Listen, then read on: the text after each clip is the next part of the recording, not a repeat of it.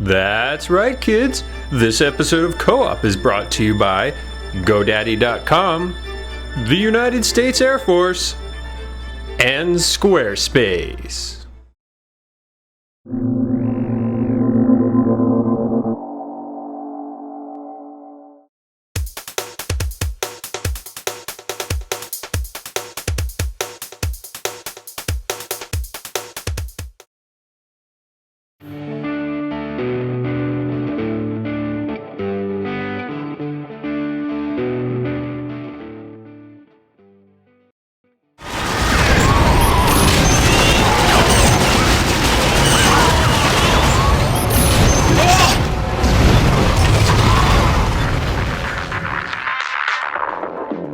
I almost think it's a bad word calling it a light gun game. It is. You know, whenever like today, David Ellis was over. We were talking about some other game, and I said, "Have you played Deadspace Extraction yet?" And he's like, "Yeah, I'm not really into light gun games." I'm like, "Yeah, me neither." But Deadspace Extraction is awesome. You should probably check it out. Yeah. Forget that it's a light gun game.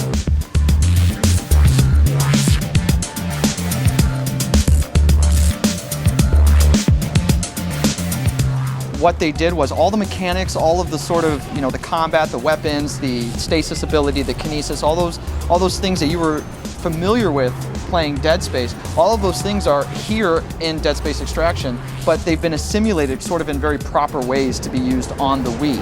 And so, you know, even though I'm having a different experience and seeing it from a different perspective, they're talking my language. I understand, like when I get the force gun or the plasma cutter and the dismemberment combat, you know, they keep all of that in this still in a way where, like, you know, even though it's different, it's Dead Space. It feels like Dead Space the whole time that you're in it. This is Shuttle CSO-4. The colony's overrun. We can't go back. Now listen here. I am Warren Eckhart, Executive Director of Colonial Mining Corporation. And it just has such a great story. Like, that is what I really wanted out of another Dead Space game. I wanted to know more about this world. Yeah. And Extraction just delivered that in space. And not only that, they tied the two stories together really, really well. Like the first time in Dead Space when you kind of walk into a part of the ship that's been destroyed, and all of a sudden you're in zero gravity, or you know. And in Dead Space Extraction, you actually play through the part of seeing that room get destroyed and being put into the state that it's in when you finally get to it in Dead Space. Yeah. And that's just really classy and fun, you know? Yep. And furthering the story, every time you beat it, well, not each level, but while you're playing through the game, you unlock scenes from the comic book, which I had never read the comic book, so this was just driving me forward the whole time. Like, I'm not only getting a great story from the video game, like, I'm getting this really, really awesome comic book. This is outrageous. That site is of major archaeological importance. It's a sacred object, not some rock to be mined. A marker. You know what that means. That's still to be determined. The easiest thing to say about this game is that it is pretty much the most incredible looking thing that you have seen on the Wii so far. The graphics are amazing. It looks basically like Dead Space, but in 480p, essentially. Sounds just like Dead Space. And everything.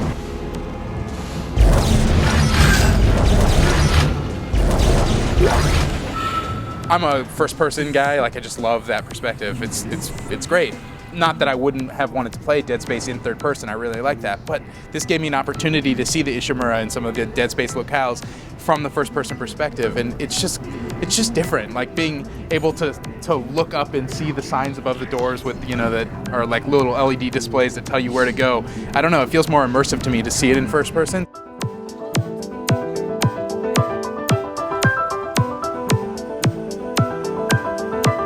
But it's basically like watching a film, except for you're in total command of the combat the entire way. Yeah. I mean, it doesn't feel... I don't know how to explain it so that people won't think that it's like a light gun game. It feels like you're playing a first-person shooter when you're playing the combat, except you're not controlling the camera. Which they did I felt fine giving control over to them, because they did a really great job.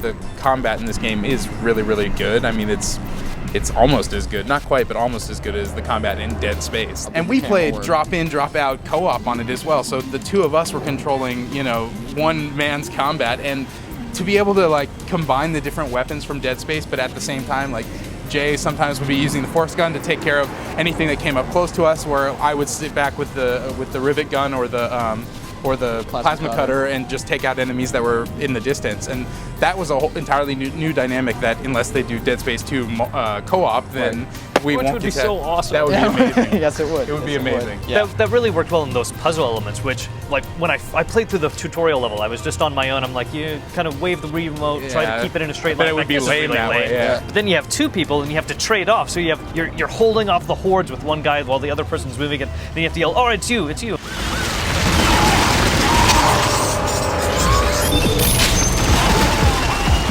And I think the key gameplay mechanic that keeps you just on your toes as a gamer the entire time, it's not like you're watching a movie, is the way that you're constantly searching the environment for power-ups and objects that are strewn about. So, as the camera is panning around this way and that with all this camera shake, you might see a purple flashy out in the background, and you have to reach out and grab it. And that feels so good to me.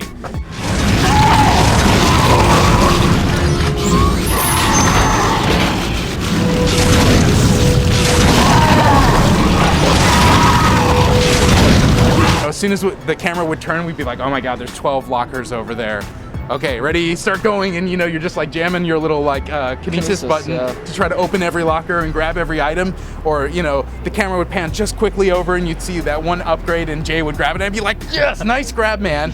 Or there are those moments where again, the camera pans real fast, and you see that item over there, and you grab it, and you think you missed it, but then all of a sudden it snaps back around, and you notice that you get the power up from the HUD icon, and you're like, oh, that was a great feeling. Yeah. Just to keep you on your toes and keep you feeling like you're playing the game, even though basically what you're doing is watching a real-time movie going on in front of you, is really clever. That detracted from me. That was really great when you're fighting, when you're in the hallways. But I felt when I'm talking to another character, when in the middle of a story, like I can start shooting my nail gun. I'm just like shooting an outline around their face. I'm grabbing stuff. Yeah, I was kinesising everyone in the face.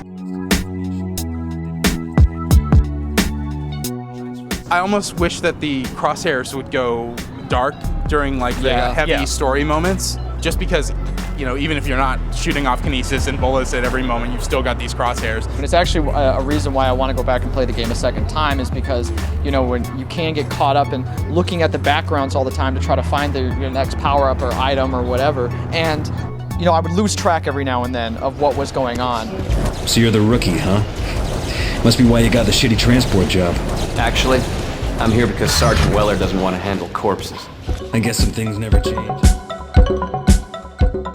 It's kind of funny that it has challenge rooms. Now every game's got to have challenge rooms, but they're fun. I mean, the combat is good enough that it is fun to play through these challenge rooms. Yep. You get 10 waves in many of the different locations, and it's fun to see the scores pop up after you do your attacks. Yep. It's got that kind of Call of Duty, like, oh, I just got 10 points, 10 experience here. Well, that's the House of the Dead. Go through, just shoot up everything as fast as you can. Exactly. Yeah. And so if you just wanted an action experience, you can have it after you've played through the story mode and unlocked all the challenge rooms. I guess.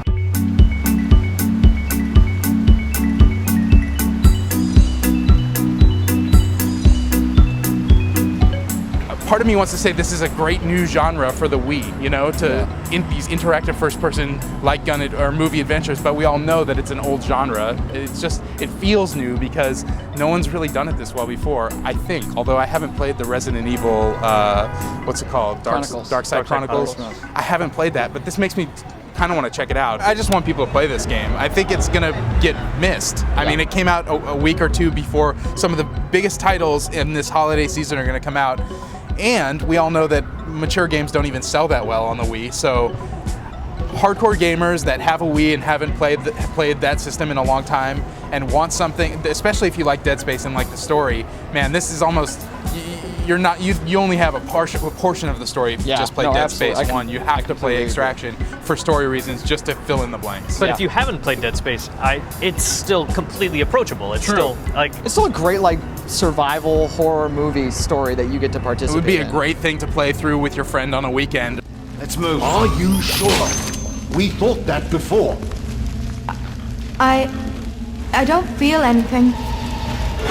Everybody freeze! Drop your weapons! Hold your fire, I'm Sergeant Weller, ship security. I said drop it! On your knees! Wait, you don't understand!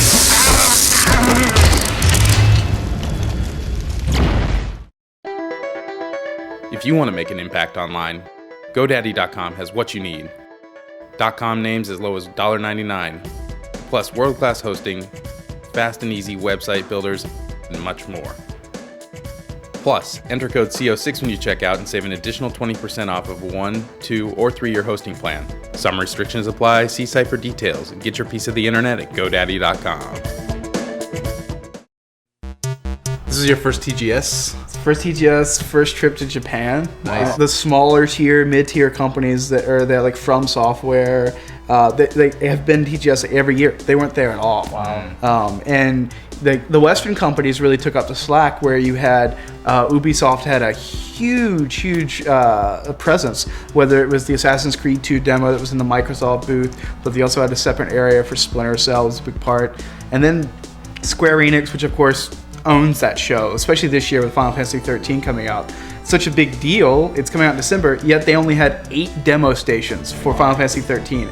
It doesn't make any sense at all. And so you pretty much had a situation where within 20 minutes of the first public day, they had every slot for the entire day done. Wow. You'd think maybe add 8 more stations. I mean, in the Capcom booth for Lost Planet 2, they had 8 stations each for multiplayer and 8 stations each for co-op. And then there was a whole separate area in like the media suite with even more stations.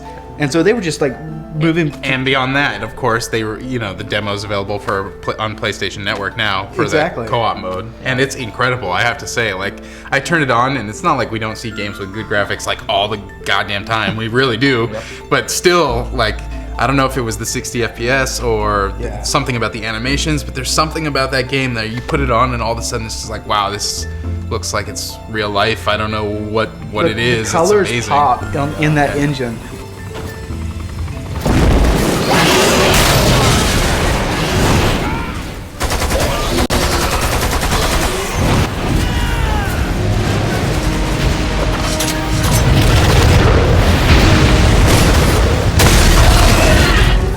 I love the controls in this game. It almost feels like you have a level of accuracy that's almost Call of Duty-like, but because, even though it's a third-person game, because you're moving a crosshair rather than your character, it's like, it's a different sort of metaphor. So all you have to do is like move this crosshair around really fast, and it's super kind of like precise. Siphon Filter in that respect, in a lot of ways. Yeah. Especially when you're kind of running away and you're looking over the shoulder and shooting over the shoulder. Exactly. Like having that, it's different, and I like the fact that it just has a unique look and feel. Yeah, and it really does. I mean, I can't believe how accurate. I mean, I feel so much more precise in this than I do in, I don't know, in most other third-person shooter type games. So my favorite part of playing the multiplayer there in Japan is the Japanese gamers still don't know how to circle strafe.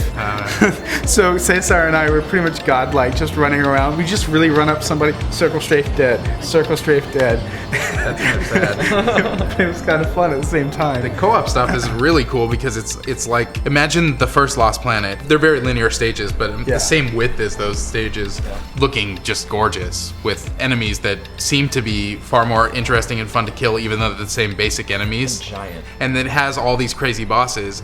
But every time you go up to one of those little rod pole things that serves as a checkpoint, it's a control point. Now, the structure of the game is such that if you get killed by an enemy out in the field, you respawn after a moment at the control pod, which is what happens in a single player game, except this is all running in real time. It's kind of like a persistent-ish little game, one instance. And so you can have multiple players in there. You can't pause the game. I mean, it has this sort of MMO-ish feel. I mean, it's obviously not massively multiplayer, but it has this Monster Hunter. Yeah, it's like Monster Hunter or Diablo, and it's a really interesting concept. During E3, when we first played the co-op stuff, I remember having a conversation with Mark McDonald on Listen Up during the show, where he's like, I really get the sense this is going to be like really Monster Hunter. It's really going to ape Monster Hunter, and like that's what he wanted.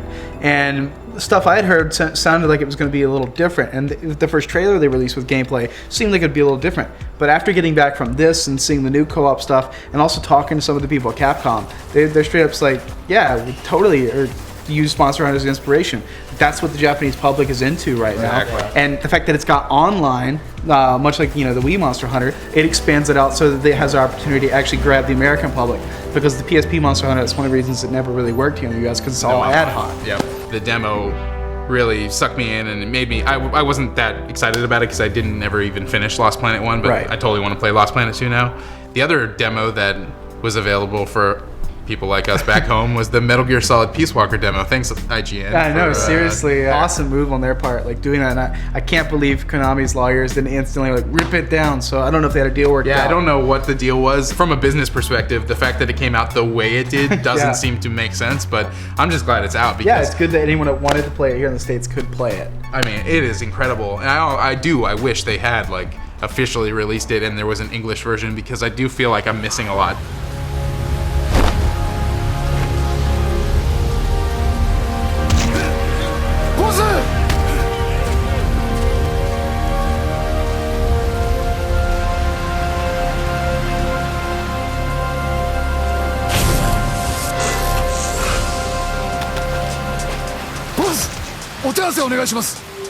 Our mantra for the entire week became boss. Because that opening training montage, training area takes like 14 minutes to get through. You can also, I realized, hit start and skip it. Wait, really? Yeah.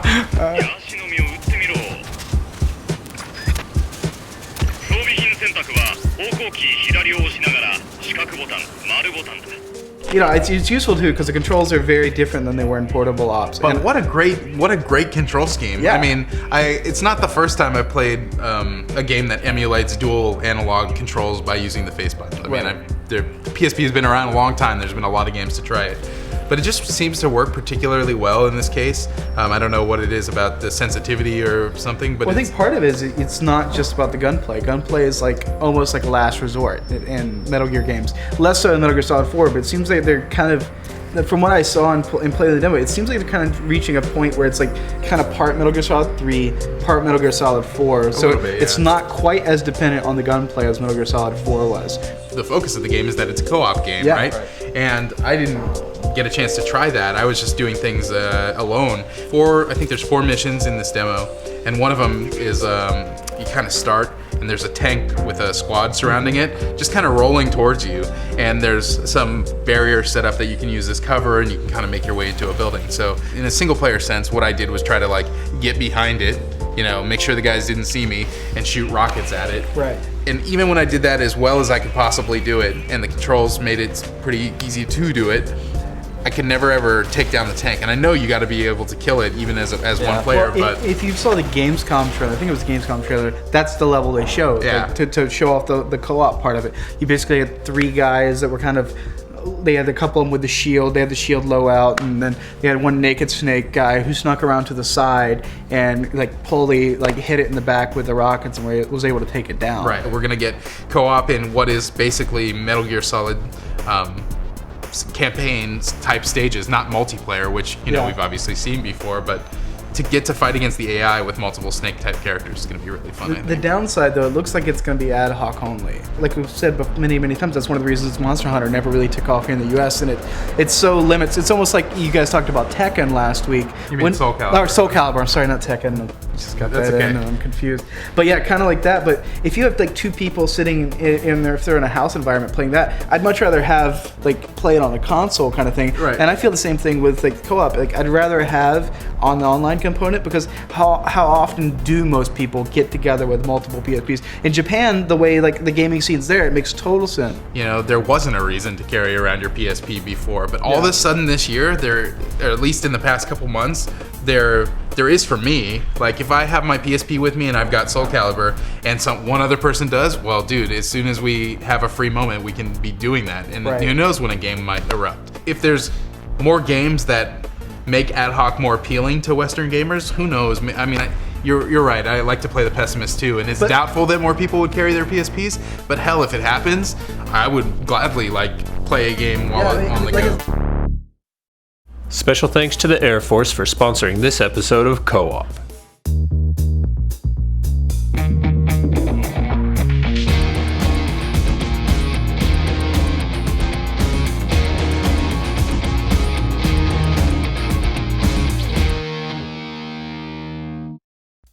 One of the things that I thought was interesting was when I was around the show floor at the Microsoft booth, they were showing, like, every so often they'd show this big Natal like video with a bunch of the Japanese developers talking about it. Everyone that was walking around would stop, crowd around, and watch that video. これはその単なる体感ゲームじゃなくて、その体験ゲームを作れるんじゃないかと。そのまあやはりモーションキャプチャー、昔からそのモーションに関してはその格闘ゲーム等を使っていてですね、非常にその動きに関してうちの会社はすごい気を使ってきた会社ではありますんで、久しぶりにですねデバイスをなんか新しいものを与えられたちょっと子供みたいにですね、それだとこんなアイデアもできそうだし、こういうこともできそうだし、一番未来感があるのはコントローラーですみたいなところと声に着目しているところなので。People would crowd in, and everyone was just watching this Natal stuff. Wow. So I really got the sense talking to people that, at least right now, Natal seems to have some momentum going in Japan. It might be seems kind of right up their alley. I mean, I think it's right up everyone's alley to some extent. It's just exciting new tech, and like, I'm glad that they're interested. When you have someone like Hideo Kojima saying that this is going to start a revolution, he wants heart doctors to start using this technology to perform surgeries, which is totally Kojima, just like ridiculous. Right. But like, he's obviously really enthusiastic, and same with Kenji Inafune was there too as well, talking about that stuff. So it's clear that, you know, at least the Japanese developers, who knows if like the publishers that actually make the games are going to get behind it, but these developers are really interested in the Natal as a tech. Yeah. もっといろんなことできるのにと思ってるクリエイターたちいっぱいいると思うんですよ。で、やっぱりその既存のゲームを既存のまま作っていくことに慣れた人たちがやっぱ打ち破っていかなきゃいけない壁っていうのがそこにあってですね、ナタールはそれを提供してくれるものだっていうのは僕は確信してます。But one of the things that shocked me as well is like the Western focus of this show, because of the way the booths were set up. I mean, Ubisoft had a huge presence with Splinter Cell had a pretty good showing. Assassin's Creed also had a really long line, and even Splinter Cell had like an hour line. None of that compared to Final Fantasy. And who knows, a lot of that could have just been people who wanted to play Final Fantasy and couldn't because of like how few stations they had set up. I mean, I'm not the biggest, Japanese game fan right now. Obviously, I play more Western games. I think we all tend to, because we're not super into Japanese RPGs. But it did surprise me that there wasn't any really big Sony announcements. Once the Last Guardian trailer and that little behind-the-scenes dev diary thing came out, it was like, okay, well, that was all I heard from Sony all week.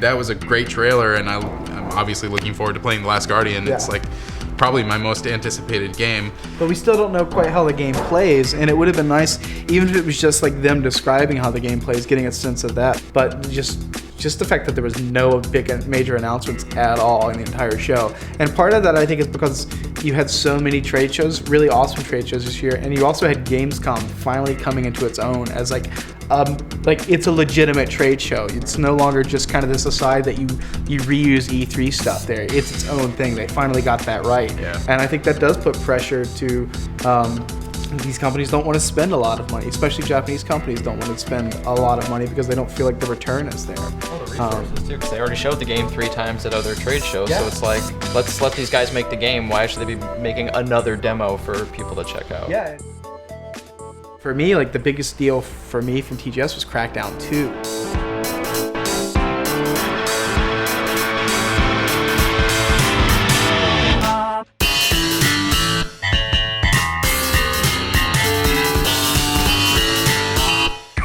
The guys from Ruffian, who are almost all expats from Real Time Worlds, guys, it's the Crackdown 1 team is pretty much all moved over to this new team. So like, you basically have 3 different factions in the city now. You have the agency humans, you have this resistance group that's started up, which are basically regular folk who are pissed off at the agency because they haven't been able to control the city. They're pissed off the freaks because they're like destroying the city, and so they've started this kind of separate militia. Right. You have the freaks, which are these mutants. They're basically the Flood from Halo. Exactly.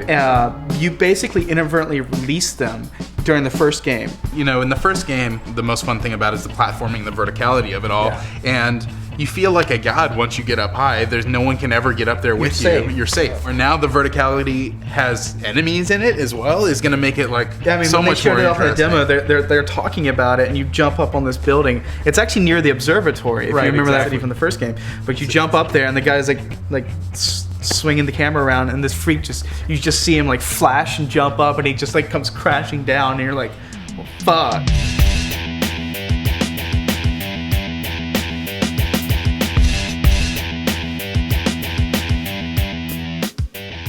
Is you have these three-way battles at night where you'll have the freaks and you'll have the agency guys, and then you'll also have the resistance people, and you're all fighting against one another. And there are times where you'll have the resistance chasing you. You can get them to chase you into an area of freaks, and then you get those two groups fighting each other, and you just run away. Wow. And it's like a way to like get out of there, which I think was really cool.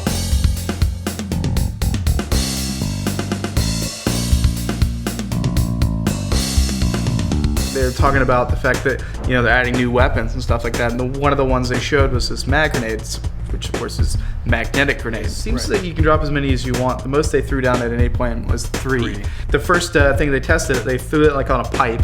They threw a second one on this car, and it causes this electric beam to like pull whatever's attached to one end to the other. And so this truck just gets picked up and is just dangling like out of nowhere. But you can actually pick up the truck and kind of swing it around like a pendulum.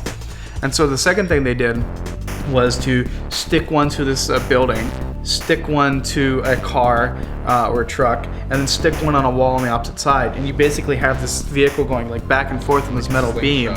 And you then walk over and grab the truck and grab it and pull it back like a slingshot, and then you just launch it and it explodes. Which immediately got me thinking, and I never got a straight answer from them. And I think it's because they haven't figured it out yet. I wanted to know if you could stick a human being with a mag grenade.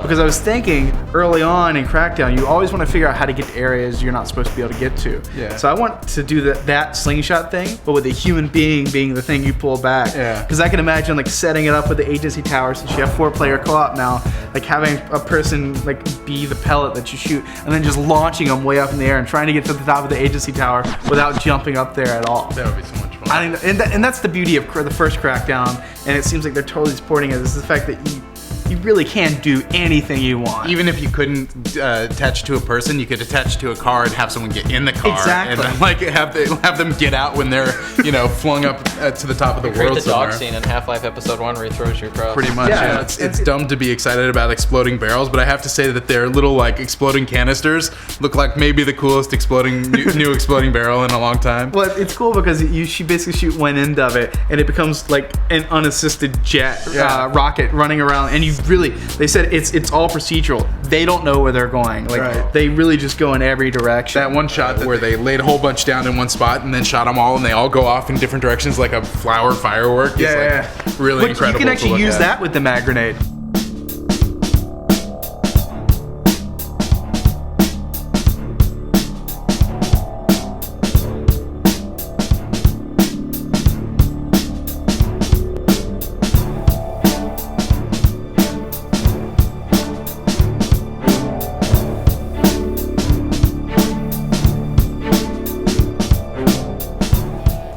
The thing they do at the end where they throw a bunch of explosives and cars and stuff down the chimney, I was like, this is amazing and it's really cool, but unless you can like go into a stage and generate a bunch of... Well, you can. You may not even have seen it, but after the game launched, they released this DLC called Keys to the City. It was like a completely different save game, but you could spawn anything you wanted to in the world. Okay. So that's what they were showing off there. They loved that, and they want to keep allowing people to do that kind of stuff. Like go out of like the main campaign and then just fuck around in this world and have a good time.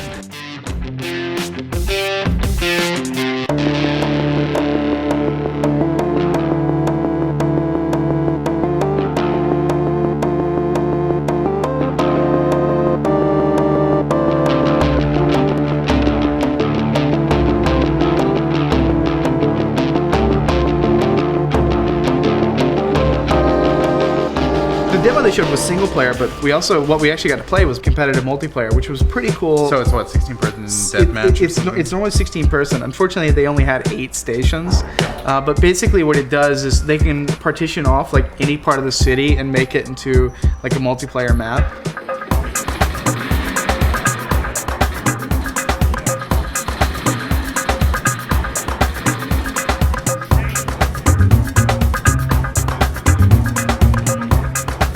But the hook to it is, you have your normal abilities, but it seems like during the course of a match, you'll actually be able to upgrade your character so that at the end of a match, you're much stronger than you are at the beginning. Cool. But on top of that, you have these jump pads that you hit, which basically just launch you like all over the map. I love jump pads. But the cool thing is you can put them together so where you go from one to the other, where you're moving so fast, like no one can hardly touch you. But it's funny, it's like occasionally you'll hit a jump pad, and then someone else will hit another jump pad, and you'll just meet in midair. And there was one time we did that where that happened, and I just panicked and shot with my shotgun and totally killed the guy, and he fell down. Yeah. And when it happened, I was like, whoa, holy shit, that just happened. That sounds like a Quake 3 match or something like that. Totally, but it was a lot of fun. Like, and this isn't a knock on GTA 4, but I instantly had more fun in that just because I like the combat better than the 16-player mode they had in GTA 4. Where for me, the racing was the thing that I liked about GTA 4 multiplayer. Yeah, we didn't even see vehicles either. It doesn't matter. This game has more agility orbs, so that's all that really matters, right? Not just more agility orbs. You got 3 other types of orbs now. Because like their tagline, they kept saying was like, orbs are the crack and crackdown. Oh, we know. Totally true. That's great. I can't wait to play that game. It's gonna be amazing. I had to go to Tokyo to find an awesome Western game. Yeah. But I did.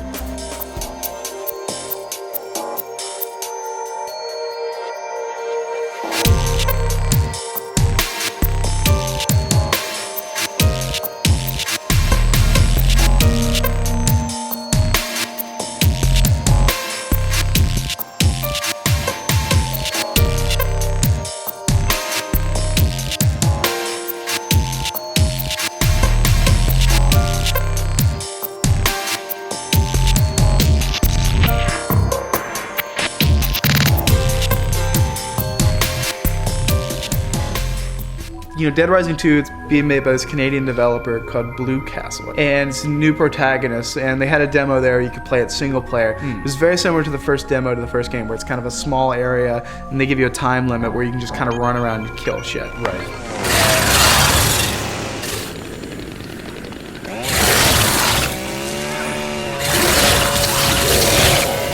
Within that, you also have the ability to jump on this electronic bull. You're basically in a casino, so you can jump on this electronic bull, and if you can stay on it the whole time, you get bonus points. Just like one of those booths where they have cash with air, and you basically hop in and just jab the A button as fast as you can. If you get that all the way, you get bonus points. You're just kind of running around and grabbing slicing different guys. items, yeah. But it gives you a bonus where if you can kill 300 enemies throughout the course of the level, you basically get a bonus level.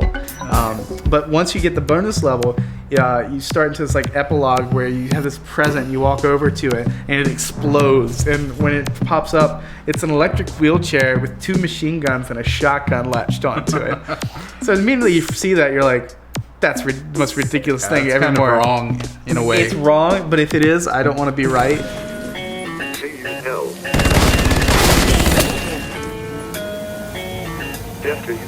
The wheelchair talks like Stephen Hawking. and I know it's a terrible thing to say, but every time you pull the trigger to fire the gun, he'll say some smart ass comment about you're about to die and when they kick your ass.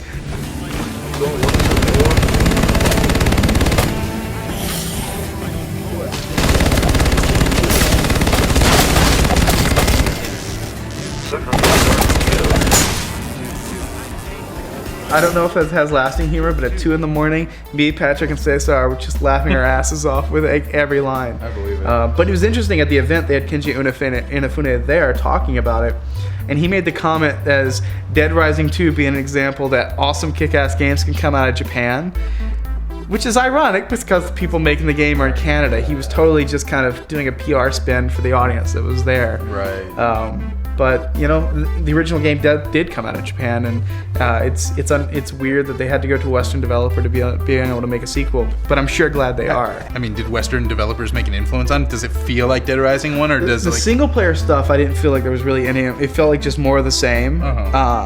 but it didn't. There was no photography stuff, which I know a lot of people like that from the first game.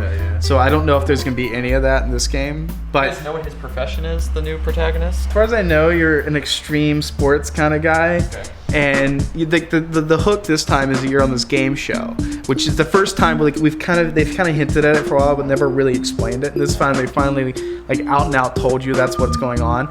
And so you have like a daughter or wife or something that's sick that you've been promised a cure. It's a lot like Mad World. If you've heard this story before, there's a reason. Yeah. The multiplayer stuff really is the game show stuff where you have this kind of like American Gladiators on steroids experience, which it was a lot of fun, but the multiplayer stuff they showed was super early. Like the frame rate was really bad and the controls were kind of janky, but you could see where they were going with it.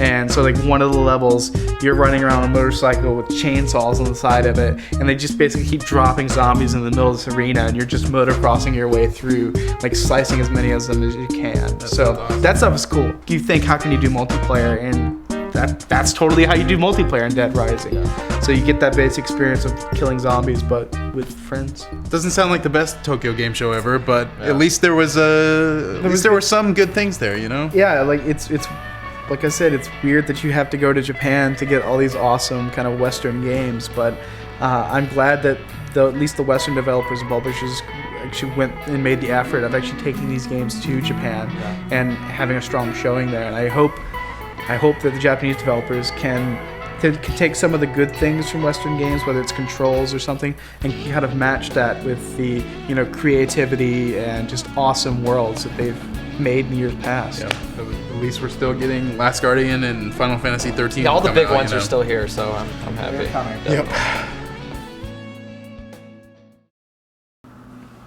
What if life was like Squarespace? Squarespace is a publishing system for anyone looking to build a blog, portfolio, or any kind of website. Squarespace offers a uniquely flexible tool for just about anyone, no coding experience required, to build high-end, complex websites with the same functionality and uniqueness that you find on some of the highest traffic pages on the web. Good taste not included. Sign up today and use promo code COOP.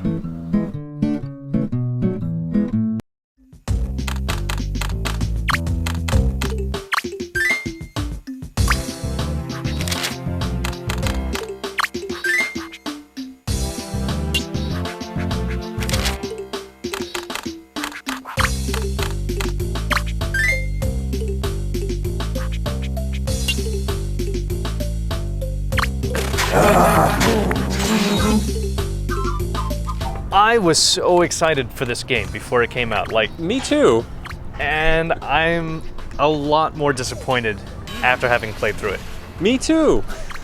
The whole sandbox part works so well, and it really does. Even before the game came out, when we had the demo, I spent a lot of time just popping things in, just playing around with that, and I always thought, well, I'll get to the puzzles when the real game comes out. That's when I'll try this out. It's almost like the start menu is the best part of the game. It is the best part, because once you get into those puzzles, you find out that the controls are just hideously broken. I failed so many times, just not because I couldn't figure out what to do, but because I would try to do something and I would move the cursor over and then he would jump over the cliff to his death. Yeah, where you tap on the screen is where Maxwell tries to run to. And the problem is there are things like you use ropes a lot to get to puzzles, like attach the rope to this thing, then attach a rope to this thing, and it's really hard to tap on that little end of rope. And then when you tap in the wrong spot, suddenly you're sent off in the completely wrong direction. It really was a bad idea for them to have it so that you move the camera with the D-pad, and then it snaps back on its own. And then I've ended up tapping somewhere on the screen, and Maxwell's charging once again to his doom.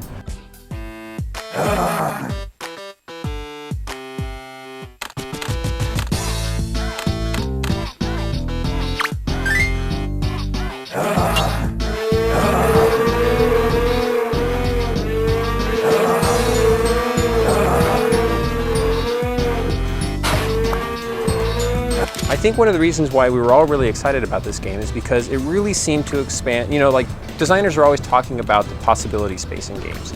And this game really seemed like it expanded the possibility space almost to the level of the English language, you know, or to something like crayon physics, you know, where it's what you can imagine you can put in there. But it doesn't really work like that. I actually ended up going back to just the same maybe a dozen items that I would just use over and over again just to get through the puzzles, because whenever I would try to be creative, I felt like the game was fighting against me. Because you're able to put in so many things, like you said, you think of ideas that are just impossible in the game. That this is the way that this should work. It just doesn't work that way, and it's so frustrating when you have such a large, you have a dictionary's worth of words. You have this huge space to put in anything you want, and it just doesn't react the way that you want it to, or that you need it to. And to a certain degree, I can understand that, because there are so many words that you can put in. Just try misspelling something and it brings up like a little like, did you mean this word instead? And it's like, I didn't even know that that was a word. Let's see what that object actually is.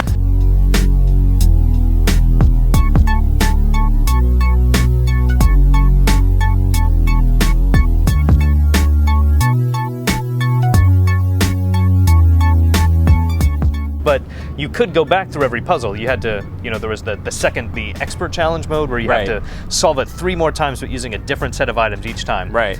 Did you try through any of that at all? I did, actually, because I was like, all right, well, here I am using the same set of objects over and over again. So if I retry it now, maybe it'll force me to think of things in different ways and see some more into this game that maybe I'm not seeing because I'm using these same objects all the time. But it turned out to be more or less just an exercise in frustration, because the way that the physics systems work, you can't predict where Maxwell's going to jump. Often he'll run past where you've pressed on the screen. I tried to try something different. I would put an escalator across a ravine, and I would use this to try and get across. But every now and then when Maxwell would run towards it, he would kick it. Yeah. It would send the escalator falling down into the ravine, and everyone would die. It's almost like everything in the world has the same weight to it, whether it's a banana or an escalator. And sometimes you can use that to your advantage, because one of my favorite objects was the fan. And the fan, just like a normal hand fan, you place it on the ground and it will stop anything moving in that direction, or it will push anything away from it. No matter how big it is, no matter how small it is, no matter how much you think into your head, this is a boulder.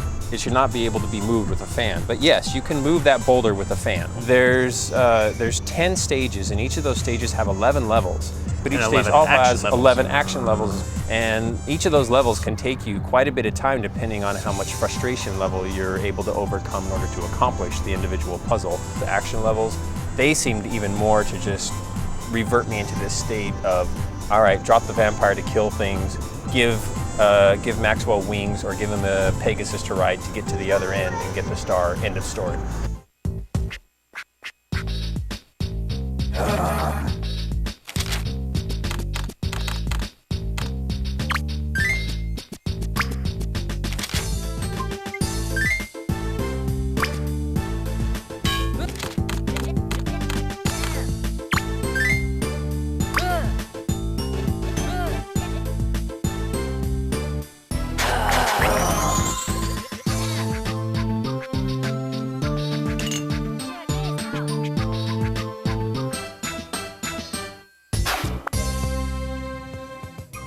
So I thought that when I got into the level editor, that I would be able to do similar scripting items, but the level editor is really disappointing.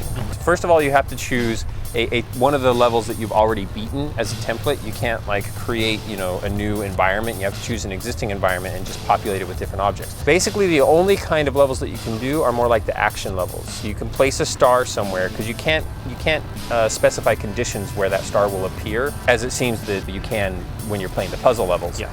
You only have a star that's already somewhere in the stage, and then you have to create obstacles for Maxwell to get to the star. I can't do any new architecture in this stage. I can't do moving platforms or switches or anything like that. So what ends up happening is you just end up dropping a bunch of monsters in the stage, and it's like, all right, now Maxwell has to get through these monsters. The fun part was the really simple ones and coming up with completely obtuse, ridiculous ways to get the most simple things. Like you were saying, getting a pterodactyl and attaching a rope to it. Like, that was the fun thing to me. And so when it presented more obstacles to that, I found it less fun. I wanted to tax my own brain coming up with something fun to do for it. yeah, if you bring a lot of yourself into the game and try to make more of the game for yourself, you can have more fun with it than if you're just trying to go at it as it presents itself. I'm hoping that the developer doesn't just throw out the idea, because the idea is so compelling. I'd really hate to see it just wither and die. I'm tough, I'm like a ninja, but when the pirates come in hordes, that's when